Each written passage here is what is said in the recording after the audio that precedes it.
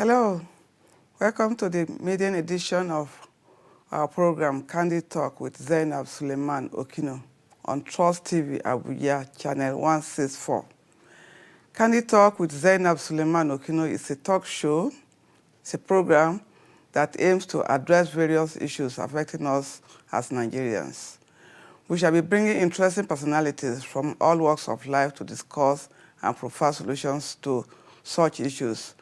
My name is Zainab Suleiman Okino. I'll be your host.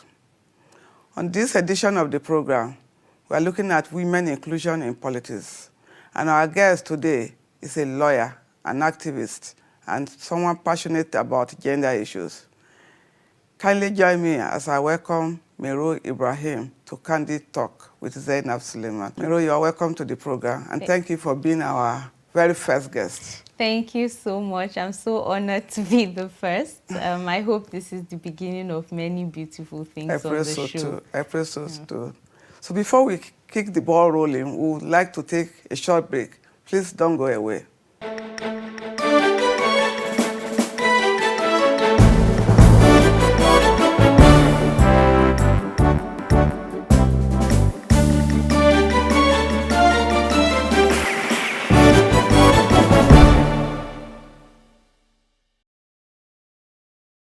Welcome back.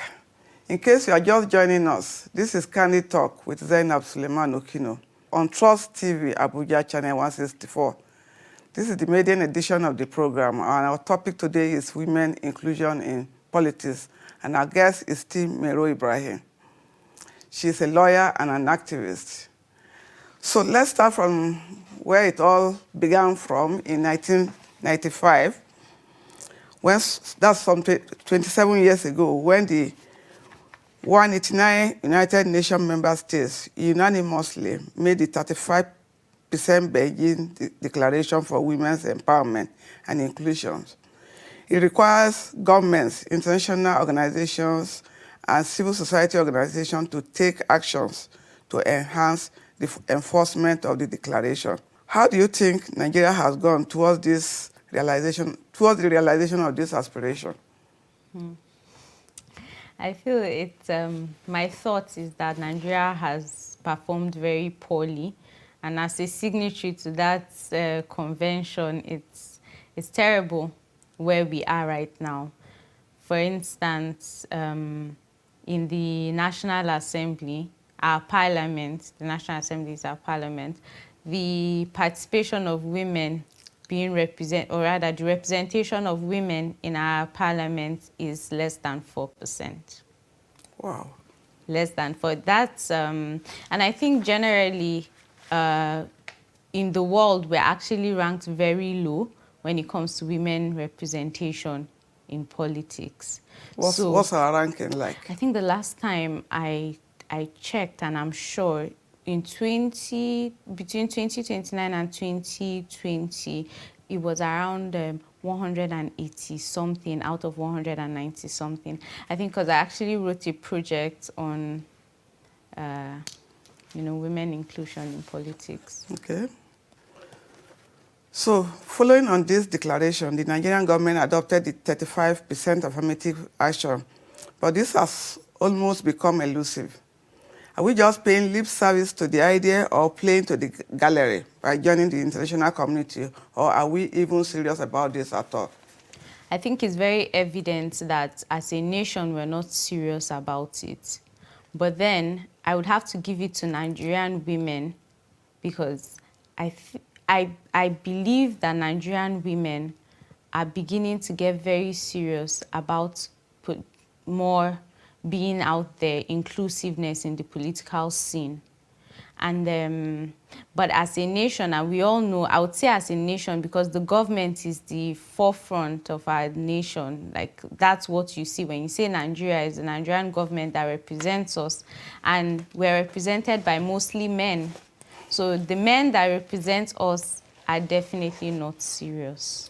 But out of the 42 ministers in this present government, there are about 7 women. Won't you give it to President Buhari that he has tried? No, I will not give it to him that he has tried. No, I know I will not, because the 7 is a 50% drop, more than 50% drop from what he had his first cabinet. Okay. His first cabinet, I think there were about 15 women that were ministers, and he just went down the slope. But we have other agencies where they are headed by women.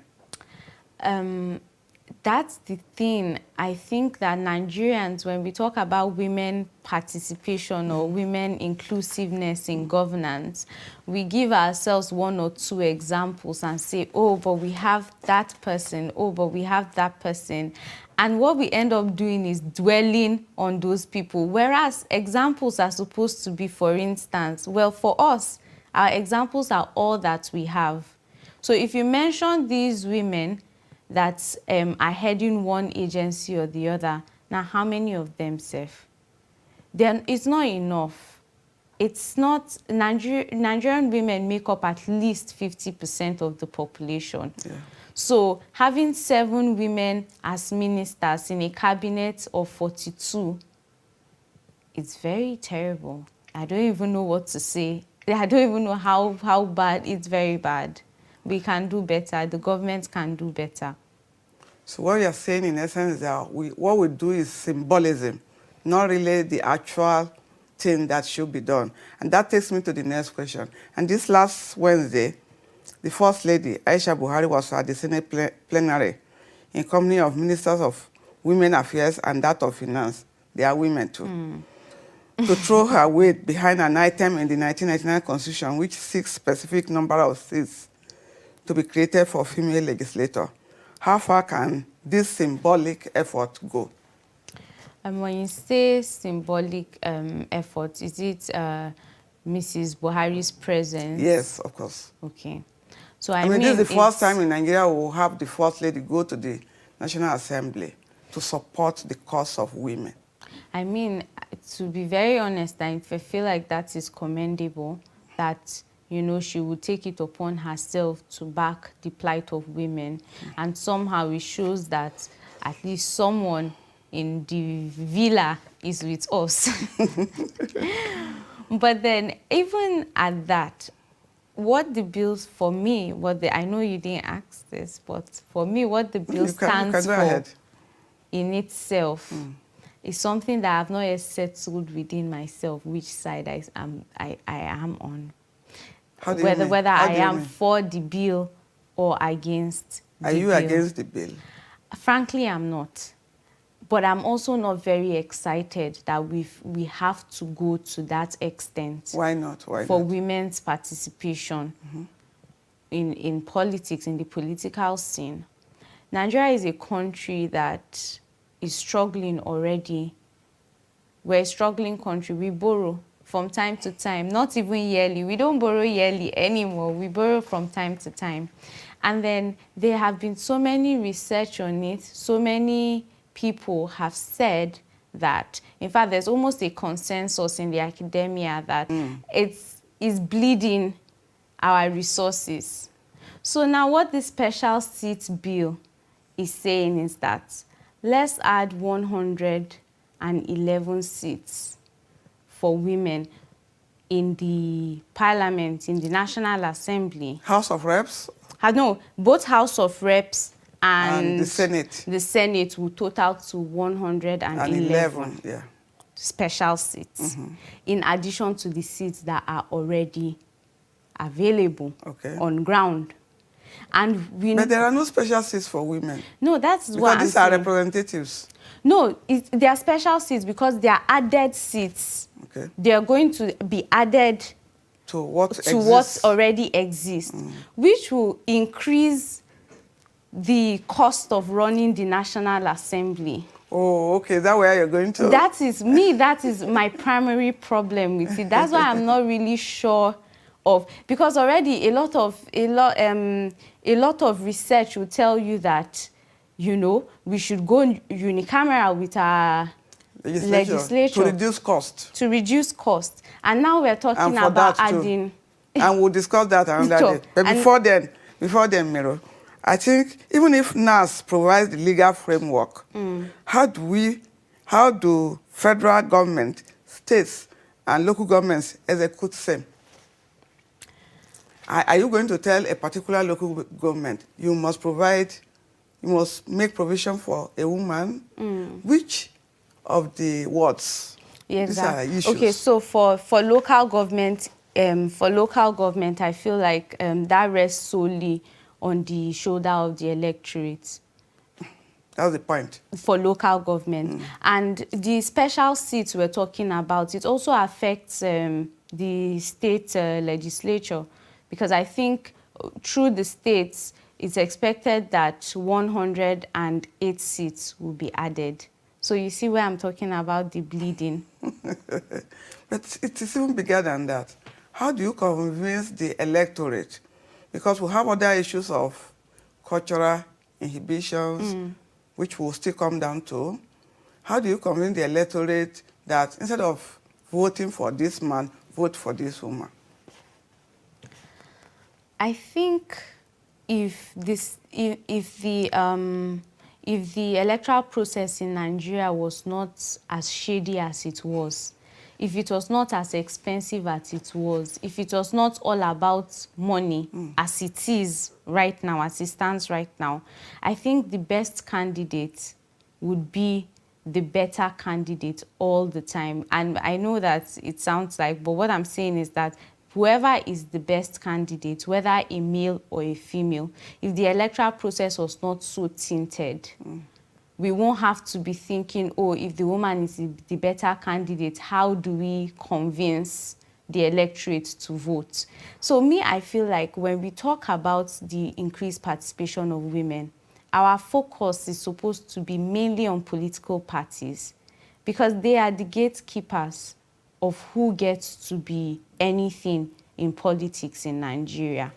Well, you know, the federal government cannot dictate to the political parties. Exactly. Well, thank you for staying with us. You are still watching Candid Talk with Zainab Suleiman Okino on Trust TV Abuja, channel 164. We'll soon be back for more on this topic.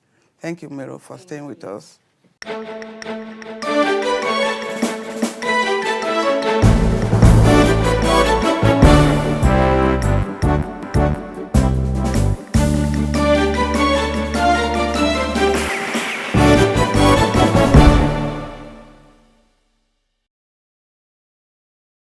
Welcome back to Candid Talk with Zainab Suleiman Okino. Our topic has been women inclusion in politics, and my guest is still Mero Ibrahim.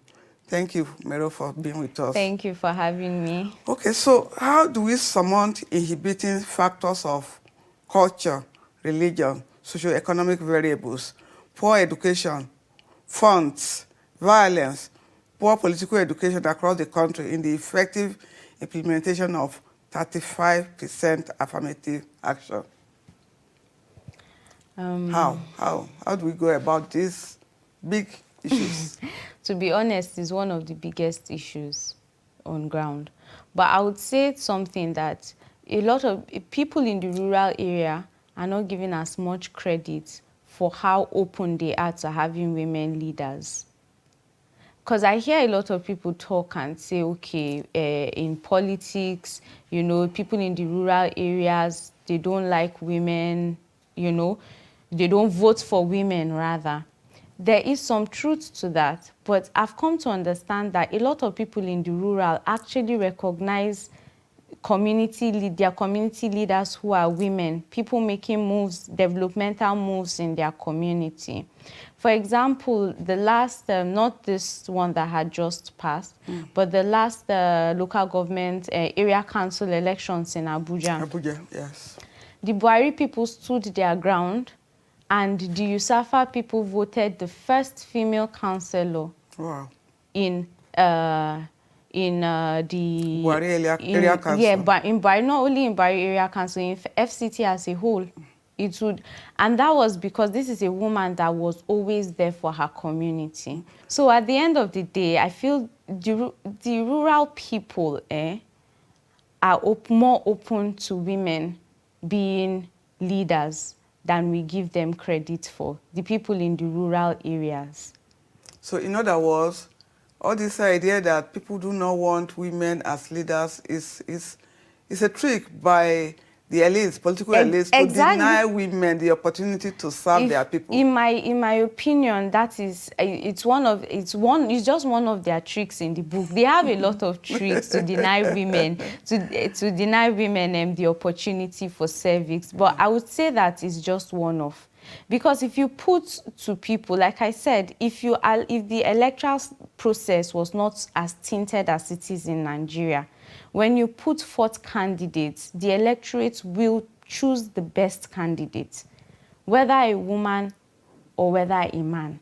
So I feel sometimes we don't give the people enough credit. We don't give ourselves enough credit. I think Nigeria is well passing that point where they would say, oh, I don't want to be ruled by a woman, or I don't want a woman as my leader. For example, what happened in Taraba State a few years ago, we all know who was the most popular candidate.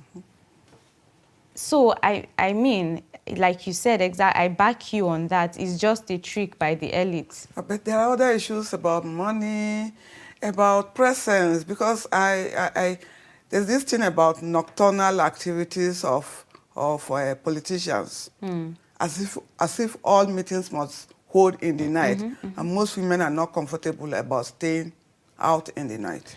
I'll tell you something that I feel, another trick in their book. That's another trick in their book. But the money part, I feel it's probably the most fundamental. Okay. Because people who come out as candidates for this election get sponsors. Do you understand? Most of them are sponsored. Why won't an elite sponsor a woman? So it's if you refuse to sponsor a woman, automatically you are refusing the woman a chance to be out there. So it's not that, and the thing is, another thing is that not many women come out to contest for these positions. Yes. But when they do, what backing do they have in their political party? Because me, I'll always be on the hill that if we want to correct I'll call it an anomaly, because the participation of women is so terrible, women representation in politics is so terrible in Nigeria. Our primary focus should be the political parties. They sponsor the candidates. And there's another aspect about women not supporting women. Can I say it's another trick? Okay, well, the Governor Yahaya Bello of Kogi State appointed women as vice chairman for all the 21 local governments of the state.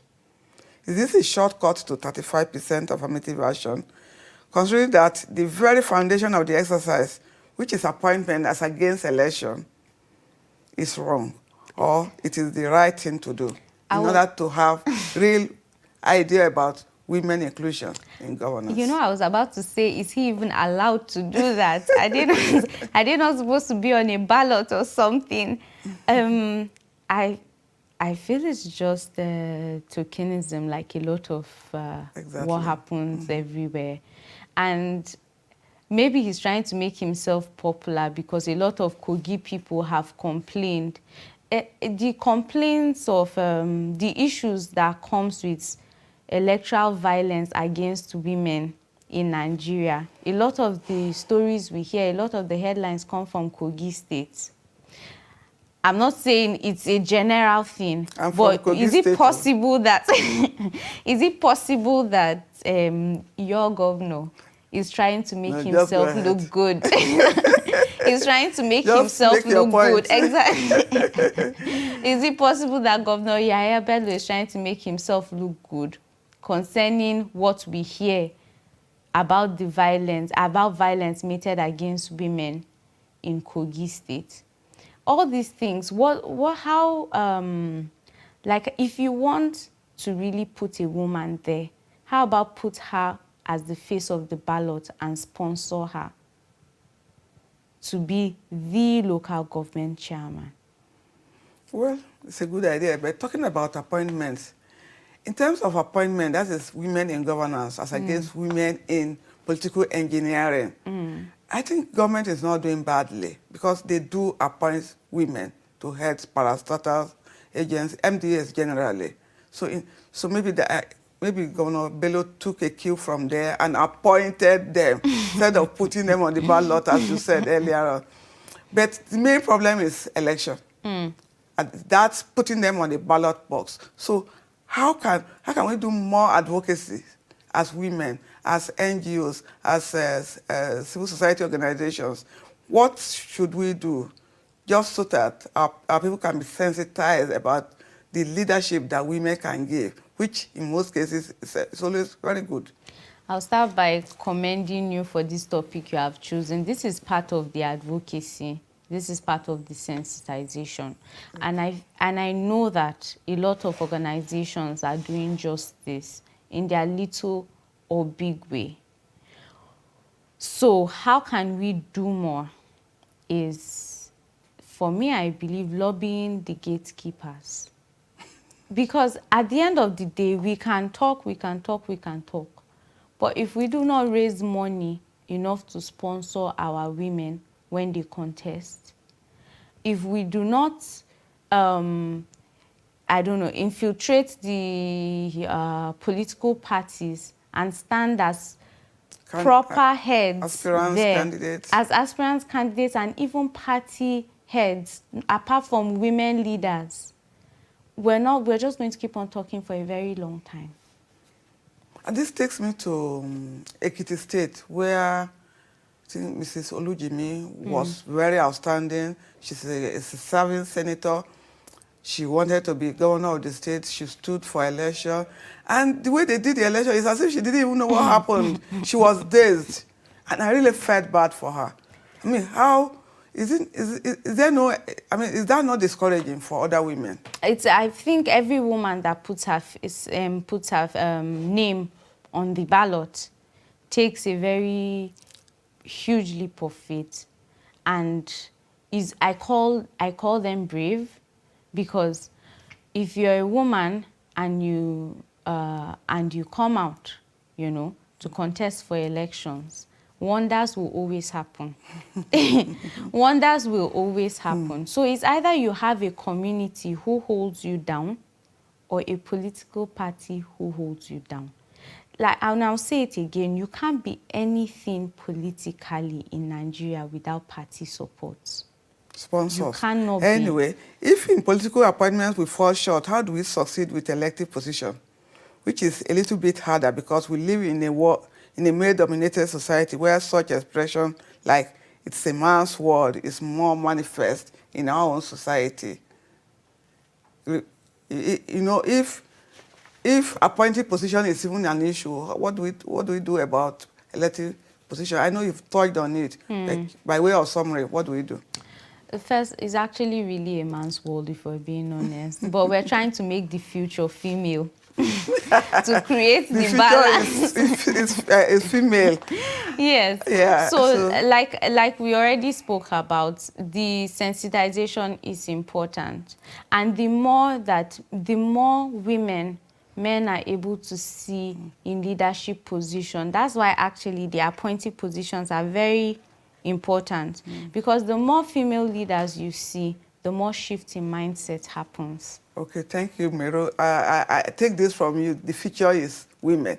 Yes. So, well, this brings us to the end of the program today. I want to thank our guest, Mero Ibrahim. Thank you for being here with us. And I'm sure you can agree with me that she's done justice to the topic. Mero Ibrahim is a lawyer and an activist. Thank you so much for coming. Thank you. Please join us next week, same time, same station, for another interesting edition of Candid Talk with Zainab Suleiman Okino.